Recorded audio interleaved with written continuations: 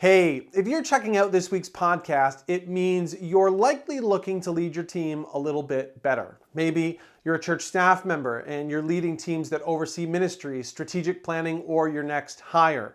Maybe you're an elder and you're leading a committee, or you're overseeing staff reviews, or you're organizing a handful of events at your church this year. Or maybe you could be a volunteer tasked with leading an off-site outreach project or your church's youth group.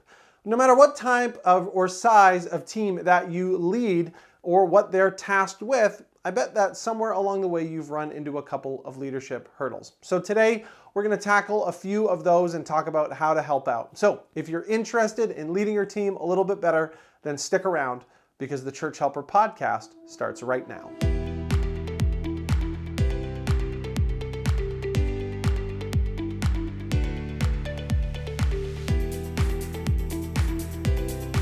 Hey there, and welcome to another edition of the Church Helper podcast. Our mission here at Church Helper is to help churches make every decision on purpose.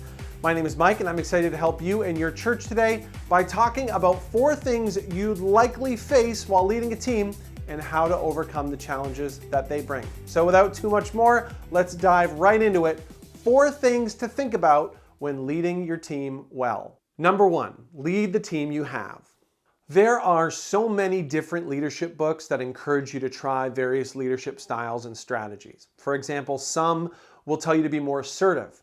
Some will tell you to be more of a delegator. Some leadership principles say that you shouldn't give all the answers before you ask 10 questions. And other leadership strategies say that you should provide people with all of the answers and a clear path forward right away. And you know, in context, every one of those leadership styles is pretty good. If you have a team full of dreamers, you absolutely need to make sure that you ask a lot of questions and give them a lot of time to develop and get their thoughts out there. If you have a team that's primarily doers, then maybe giving them clear-cut instructions with minimal input is the way that they'll react best. And if you have a team that's a mixed, you'll need to mix those principles, knowing that some things will miss some leaders and others will hit. But the mistake that I think a lot of people, including myself, make is that they lead the way that they think they're supposed to lead. And I wish I could make that more tangible of a thought, but really it's kind of more of just a feeling. Because so many people in leadership have a sense or an idea of the right way to do it because of a book they've read or a leader they follow. But so often the thing that gets left out of the equation when deciding how to choose a leadership style is your team's personality.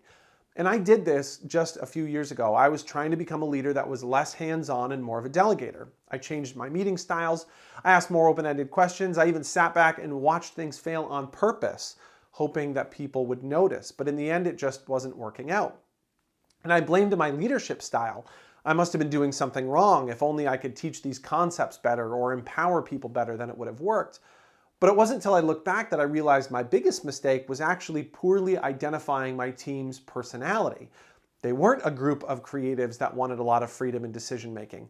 They wanted to be a part of the process, but they didn't want too much autonomy because that actually overwhelmed them. I was trying to lead the way I thought I was supposed to, instead of looking at my team's strengths and leaning into those instead. So idea 1 is simple. Choose a leadership style that's congruent to the personality of your team. And if you do that, you'll have a better chance of success no matter what style of leadership you choose. In other words, lead the team that you have. Number 2, know their strengths. Knowing your team's strengths may seem like a no-brainer, but learning your team members' strengths does take a little bit of work and intentionality. And the biggest thing that I see happen is that a strength is often misidentified because they're mistaken for either knowledge or passion. The reality is a strength is a combination of the two. And when we only look at one side or the other, we can often put a team member in a position that they're either not well equipped for or they're not passionate about. For example, I enjoy doing sound and lighting at events. I love the feeling of being behind a console, setting up equipment, talking to the band, moving a camera around. It's a lot of fun. And if I get to be a tech member for a couple of days now and again, I have a good time. When I was in my 20s, I even started a small business with my friend Jer, trying to do more work just like that.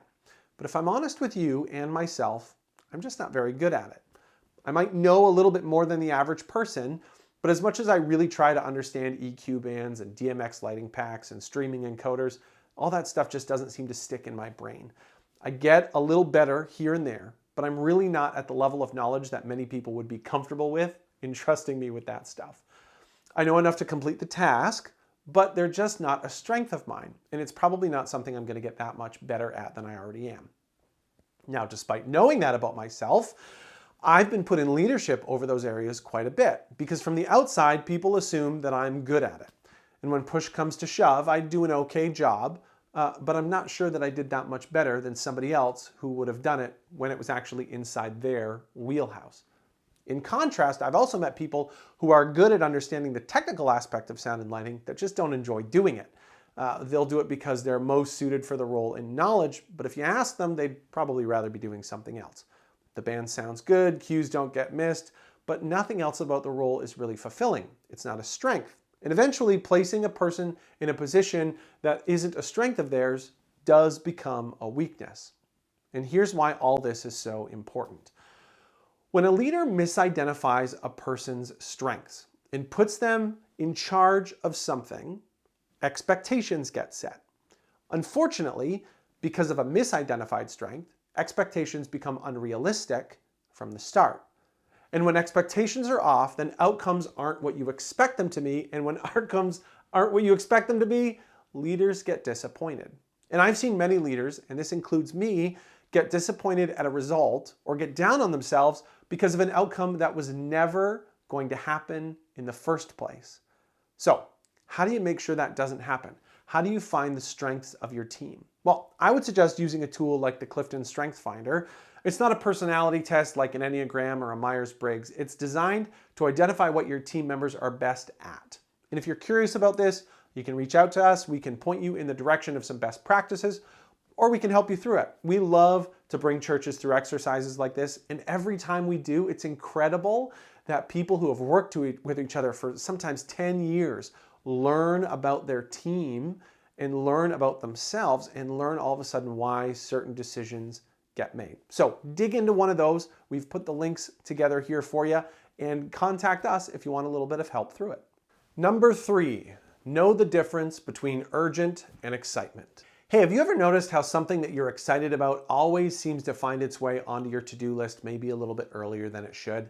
How many times as a leader have you had a moment where you've come up with a new idea and then the rest of the day's tasks kind of just get shoved aside because you decide to work on that instead? If you're anything like me, the answer would be a lot of days. And when you're working by yourself, this isn't that bad because it's your schedule and you can maybe decide to put in extra hours in an evening or a weekend to work on something that's really kind of got you excited. But when it comes to your team, something new or fun can quickly turn into something that they feel stressed about, that's something that needs to get done right away. And unless you're solving an immediate problem, most ideas or new projects really aren't that urgent.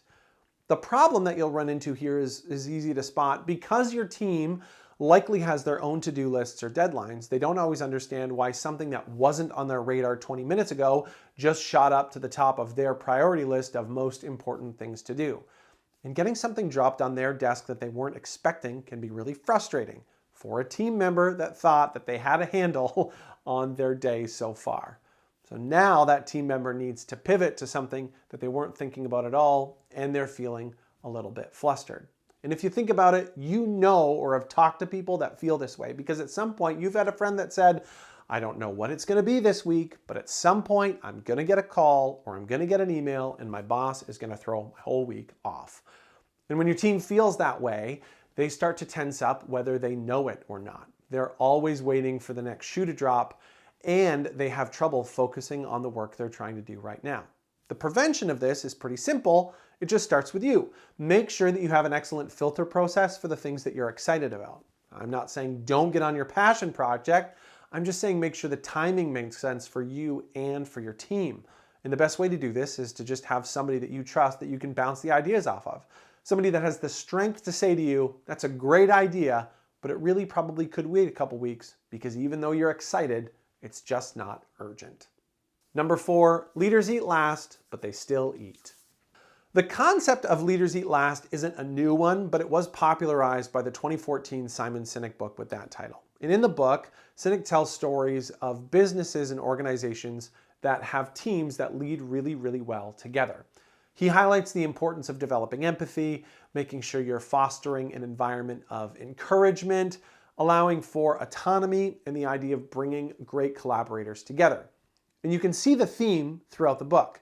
Think about your team before you think about yourself. And this really is the best way to lead a team. And I would suggest grabbing a copy of this book if you haven't read it before. It's pretty good. Now, sometimes leaders, especially church leaders, they have this misguided need to suffer for the sake of other leaders, almost as a badge of honor. And I've been guilty of this too. You run an event all day and realize you didn't stop to take a break or eat a hot dog or get out of the sun. Or you're running a retreat and you feel like you need to be the one that's up till 3 a.m. Planning for the next day. Or maybe you've gone 5 hours without going to the bathroom because you've justified it by just saying, I just don't have the time. Everybody else is busy. And I'm here to say not taking care of yourself in leadership can be just as bad as not taking care of your team, because eventually you're going to burn out and it's going to trickle down to them anyways. And I'm sure somebody needs to hear this today, so I can't say it loudly enough. Yes, you should put your team first, but just because you're at the back of the buffet line doesn't mean you shouldn't be in the line at all. Make sure you take some time to care for your team, but then make sure you take the time to care for yourself. You don't need to be a hero or to suffer to be a great leader. Hey, hopefully today's podcast helped you out a little bit. Make sure you like and subscribe to the podcast or our YouTube channel. And if you think somebody needs to hear this content today, but they just are having a little bit of trouble finding their internet browser, you can go to the website for them, churchhelper.ca/podcast, print out a transcript of today's episode and give it right to them. Make sure that you go back and you check out the series that we just finished called Get to Know Your Staff. It was all about how elders and staff can empathize with each other and work better together as a team. And of course, if you've ever got any questions for us, please reach out to us either through email at hello@churchhelper.ca, or you can go to the Get Help Today tab of our website and do it that way too. Thanks so much for taking a few minutes to help your church make every decision on purpose today. I'm Mike, and I'll talk to you again really soon.